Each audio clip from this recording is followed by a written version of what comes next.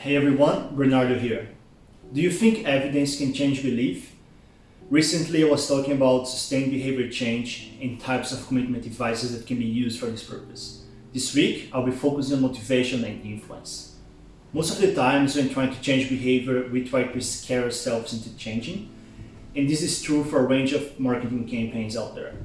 Narratives such as if you smoke now, you get cancer in 30 years, or if you drink too much now, you have complications in the future, or even if you don't stop eating red meat, you have heart-related diseases in a few decades.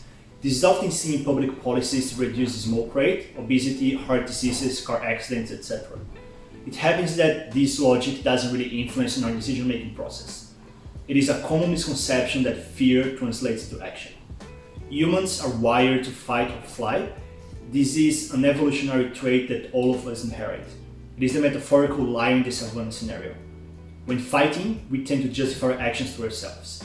So we say things like, I've been eating red meat my whole life and never had a problem before, or my grandma smoked until she was 100 years old and she never got cancer, and this is quite common. On the other hand, fleeing can be seen actions such as avoiding to check data that would debunk our beliefs. For instance, stock pickers are often more susceptible to log into the preferred app to check their account balance when the market is high. So they're not looking for to trade, so they're not selling nor buying, just checking. At the makerspace of work, one of our validated acquisition funnels is start with paid ads. Then our potential customer is redirected to a landing page in which they book a guided tour at our physical space. This is a textbook example of a paid traffic funnel. In order to have full sight of the situation, I like to keep a dashboard with the live conversion rates on attendance and member acquisition, so I can track how we're doing on a daily basis. I've used a combination of Coda and Zapier to create an inexpensive API, an API integration that connects a few different calendars and maps out the source of each conversion. Early this year, I realized that our attendance rates and our conversion rates were quite suboptimal, and it felt like people were losing momentum during the process.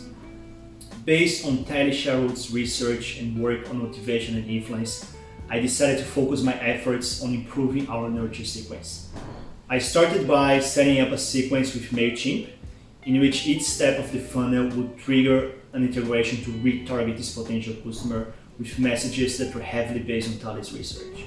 Each email contained a message that granted some level of access to the next step, and each contained a loading bar that got closer to 100% mark the closer they got to becoming a member.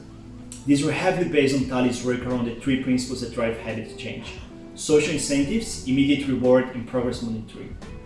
The goal here was to establish momentum after the intent to join was triggered. I don't have a large enough data set to be able to come to a conclusion just yet, but these inexpensive and automated steps seem to be working fine. Moreover, the modular nature of these tools allow us to isolate variables and implement changes quite quickly. And just to summarize, the three pillars to motivate change according to Tally Sherwood are social incentives, immediate reward, and progress monitoring. That's it for this week. I would love to hear your own war stories of situations in which you could use Tally's trifecta to solve a problem. If you're interested in checking which tools I've used to implement this setup, just drop me a comment here and I'm happy to share. And as always, feel free to connect, share, or message me. See you next week.